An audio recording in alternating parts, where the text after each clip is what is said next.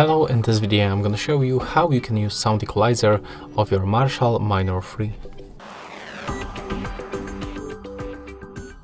So first of all, you have to be connected with this Marshall Bluetooth application, and when you are connected, all you have to do is just to open this equalizer, and next we can find 3 presets.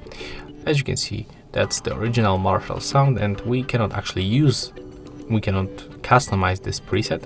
When you go for the second one, right here we can manually adjust a very parameter that we can find right here.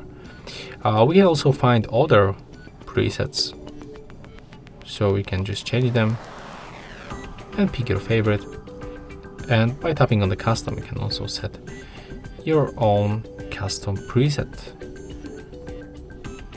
And that's also the third.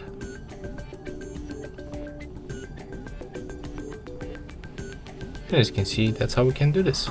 We can quickly switch between these presets. And if you want to set up this one for the hip hop, just click on it once and then just go back. And that's all for this video. Hope you like it.